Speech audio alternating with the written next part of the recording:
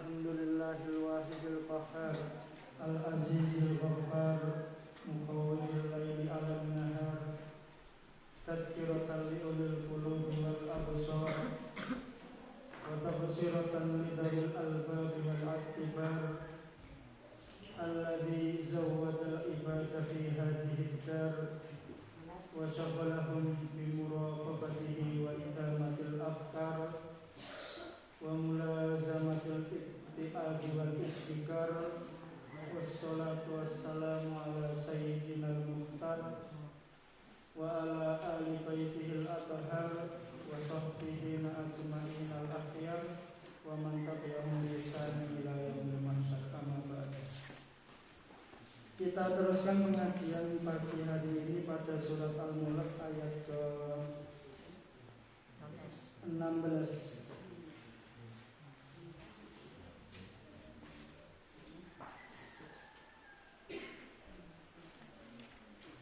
Mari kita baca bersama-sama surat Al-Mulk ayat ke-16. Wahid Isnen Salasah.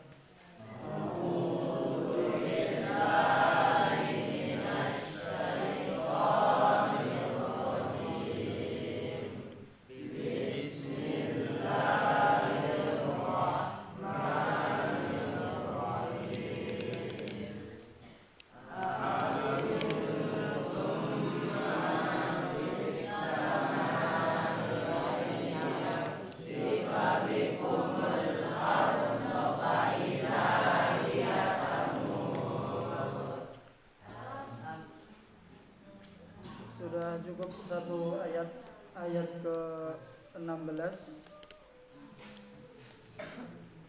Kita terjemahkan. Apakah? Dalam bahasa Arab pertanyaan apakah ada dua hal dan apakah?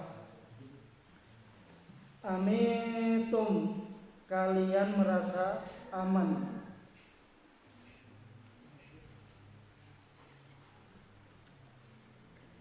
Man fis samai, bahwasanya Dia Allah yang ada di langit.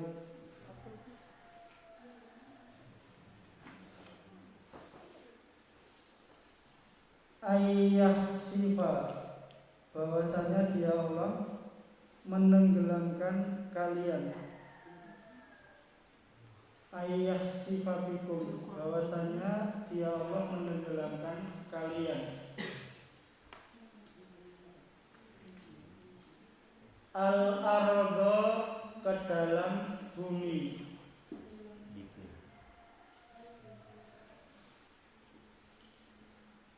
Fa'idha, maka seketika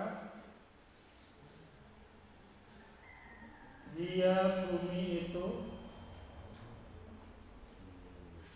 tamur, berguncang.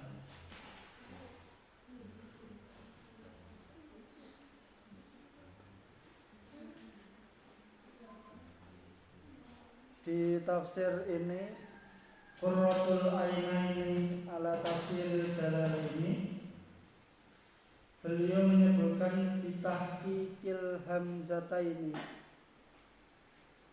bitahqiqi dengan pengadaan hamzataini, dua hamzah, wa tashilis saniyah, dan ditiadakan pada yang kedua, wa idkhalu alifin bainaha, dan memasukkan alif di antaranya. Maksudnya bainal hamzatis saniyati, di antara hamzah yang kedua, fi halataiha, pada posisinya, wa bainal ukhra, dan di antara yang lain, wa tarkuhu, dan meninggalkannya, wa ibdaluha alifan, dan dia diganti dengan huruf alif. Jadi ini pembahasan dalam hal tulisan dalam Al-Quran. Ada yang mengatakan dipakai alif, ada yang mengatakan tanpa alif. Jadi di sini ada dua hamzah. Amintum, itu ada alifnya kedua-duanya atau alifnya cuma satu yang kedua. Intinya di satu ini menunjukkan kepintaran ulama-ulama kita. Mereka mengambil ilmu dari gurunya itu tidak setengah-setengah, komplit. Sebenarnya bagaimana guru kita dulu menulis Al-Quran, apakah pakai hamzah keduanya atau cuma satunya? Inilah hal yang perlu kita contoh di zaman kita sekarang ini, bahwa kita mengambil ilmu itu tidak setengah-setengah. Kita ambil ilmu itu secara seutuhnya, sedetail-detailnya. Kemudian beliau melanjutkan, ai aamintum sultanuhu ta'ala wa qudratuhu alaikum. Apakah kalian yang masih hidup di muka bumi ini merasa aman ketika kita maksiat, ketika kita bersendiri, ketika kita tidak dilihat orang lain, kita merasa aman dalam kemaksiatan kita, bahwa Allah Ta'ala mempunyai kekuatan, bahwa Allah memiliki azab, siksaan yang siap menerka kita, yaitu berupa ayah sifabikumul ardo wa idha hiya tamur. Beliau menerangkan tataharraqu bikum wa tartafi'u fawqakum, bahwa bumi itu tataharraq bikum, bergerak. Tanah yang kalian injak seakan-akan tanah itu tidak bernyawa, tidak hidup. Tanah yang mati itu bisa bergerak. Tataharraqu bikum wa tartafi'u fawqakum, dan bahkan tanah bumi yang kalian injak itu bisa posisinya di atas kepala kalian. Inilah azab yang Allah akan timpakan ketika kita maksiat, merasa aman dari azab tersebut. Kita maksiat sendiri di malam hari gelap gulita, tidak ada yang melihat, mata manusia pada relap tidur. Wa ja'alnal laila libasa, kami jadikan malam sebagai libas, pakaian, tempat istirahat, waktu untuk istirahat. Malam hari waktunya tidur, tapi kita begadang. Kita maksiat, kita bersendiri di suatu tempat. Apakah kita merasa aman bahwa Allah akan menimpakan bumi ini ke atas kepala kita? Bagaimana kita di tahun 2018 di Palu, Sigi, Donggala, Palu, tanggal 28 bulan apa? September 2018, 2 tahun sebelum ini. Bagaimana kita melihat saudara-saudara kita ada yang terbenam di tanah, bukan karena tanahnya diangkat ke langit, dijatuhkan, bukan, karena memang ada tsunami yang menggerakkan tanah itu sehingga banyak yang tertimbun tanah.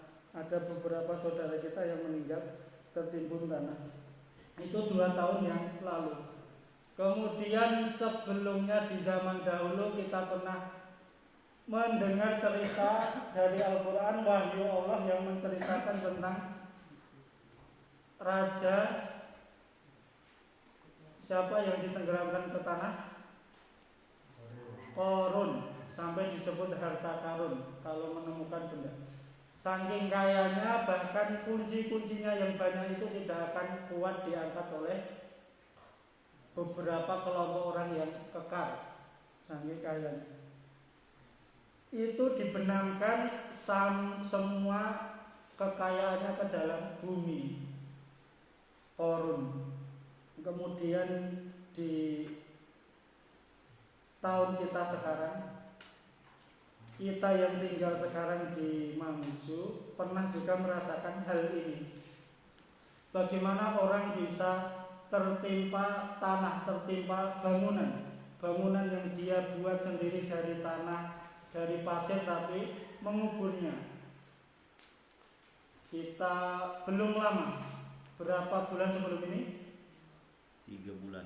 3 bulan, 2 bulan kurang lebih, 2-3 bulan sebelum ini kita merasakan bagaimana saudara-saudara kita di sini, di tempat kita tinggal ini, di Mamuju ini, terjadi gempa bumi yang bergerak dan menimbun saudara-saudara kita.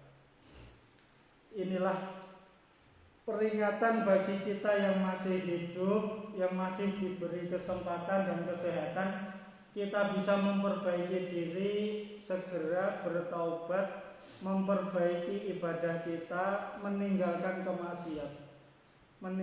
kemaksiatan yang kita lakukan.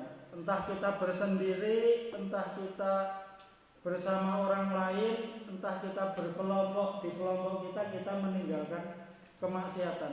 Entah itu berupa ucapan, entah itu berupa perbuatan. Bagaimana kita telah mempelajari di ayat sebelumnya, ayat ke-14, ayat ke-13, bahwa Allah memiliki sifat alimum bidzatis sudur, Allah memiliki sifat wa huwal latiful khabir, ayat ke-13, ayat ke-14. Maka tidak pantas kita sebagai seorang muslim, kita mengaku beriman kepada Allah tapi menafikan, meniadakan Allah itu melihat kita. Allah mengetahui apa yang kita sembunyikan di hati kita. Kita tidak pantas. Mari kita lihat satu cerita. Dulu ada seorang ulama yang memberikan satu ayam kepada murid-muridnya. Semua murid dikasih satu ayam. Kemudian murid itu disuruh pergi. Kalian pergilah ke tempat yang aman, tidak dilihat oleh manusia. Sembunyikan ayam itu di tempat yang tidak dilihat manusia, tidak dilihat siapapun. Entah di hutan, entah di gua, entah di rumah kosong, entah di kamar mandi, entah dimanapun kalian boleh sembunyikan ayam itu, tapi tidak ada yang melihatnya. Kemudian semua mencari tempatnya masing-masing, persembunyiannya masing-masing, sampai waktu tertentu mereka kembali. Semuanya kembali, sudah tidak ada yang membawa ayam kecuali satu orang, satu murid. Setelah dikumpulkan kiainya, loh, kenapa kamu masih membawa ayamnya? Yang lain sudah menyembunyikan ayamnya, kamu masih membawa ayam tersebut. Kemudian murid itu mengatakan, wahai guruku, wahai ustadku, wahai kiaiku, aku sudah mencari tempat yang paling aman. Saya pergi ke rumah kosong untuk menyembunyikan ayam, tidak ada yang melihat. Saya pergi ke gua, tidak ada yang melihat. Saya pergi di belakang pohon besar, tidak ada yang melihat. Tapi saya tidak bisa menyembunyikan ayam ini. Kemudian ustadznya, kiainya bertanya, kenapa kamu bisa memiliki pemahaman begitu? Karena saya memiliki, kemudian murid ini menjawab, karena saya memiliki Tuhan pemelihara yang selalu mengawasi saya. Sebagaimana pada ayat ini 13-14, innahu alimum bidzatis sudur wa huwal latiful khabir. Sehalus apapun, serahasia apapun saya menyembunyikan hewan ini, pasti Allah akan mengetahuinya. Kemudian kiai ini memberi penghargaan, ustaz ini memberi penghargaan kepada satu murid ini. Ternyata dia akidahnya kuat, keyakinannya kepada Allah kuat. Makanya pelajaran yang perlu kita petik dari kisah ini, kita yang masih hidup, kita yang masih di komplek orang-orang soleh, kita yang masih di komplek para penghafal Al-Quran, mengaji kitab suci, mendekatkan diri dan mempelajari agama Allah ini adalah memperkuat akidah kita bahwa Allah selalu mengawasi kita. Entah kita sendiri, entah kita dilihat orang, Allah tetap memperhatikan kita. Kemaksiatan atau ketaatan yang kita lakukan pasti Allah mengetahuinya. Inilah satu ayat penting yang perlu kita ambil pelajaran, bahwa Allah akan menyediakan siksaan lebih dahsyat lagi ketika kita tidak mau berhenti dari maksiat. Setiap maksiat yang kita lakukan, apalagi sudah diperingatkan, kemaksiatan yang kita sudah diperingatkan untuk meninggalkannya, tinggalkanlah maksiat ini, tinggalkanlah perbuatan jelek ini, tapi kita masih meneruskan dalam kemaksiatan tersebut, siksa Allah pasti lebih dahsyat.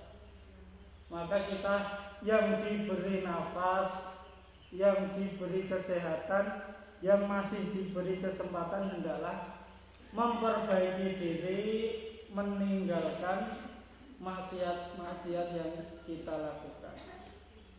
Kita tengok diri kita masing-masing, jangan menyalahkan orang lain, jangan menuduh orang lain. Mari kita mulai dari diri kita sendiri. Oh, saya masih melakukan maksiat ini, mari kita tinggalkan. Oh, saya kalau dalam kelompok saya sering melakukan maksiat ini, kita tinggalkan, kita ajak kelompok kita selesai maksiat ini, mari kita memperbaiki diri, atau bahkan kita sendiri ada kesempatan untuk maksiat, kita ingat Allah. Allah selalu memandang saya, Allah selalu mengawasi saya, sehingga saya tidak bisa melakukan maksiat ini. Kemudian ada satu ungkapan ulama yang perlu kita renungkan di pagi hari ini, bahwa kemaksiatan yang kita lakukan menyebabkan hilangnya kelezatan dalam hal ibadah. Kita membaca Al-Quran tidak lezat di situ. Kita sholat tidak ada kenikmatan di situ. Apa sebabnya? Kemaksiatan yang kita lakukan. Jadi mari kita perbaiki diri kita sendiri. Kita tanamkan dalam diri kita, dalam pikiran kita, bahwa kemaksiatan itu akan meniadakan kenikmatan ketika kita beribadah. Membaca Al-Quran rasanya bosan, rasanya hampa. Sholat kita seakan-akan cuma formalitas, tidak ada kenikmatan dalam ibadah tersebut. Inilah pelajaran yang perlu kita ambil dari pagi hari ini. Semoga Allah memberikan kepahaman yang baik kepada kita, Allah memberikan hidayahnya kepada kita, sehingga Allah menurunkan pahala dan rahmatnya kepada kita dan memasukkan kita ke dalam surganya. Amin ya rabbal alamin. Aku qouli hadza astaghfirullahaladzim li wa lakum. Wassalamualaikum warahmatullahi wabarakatuh.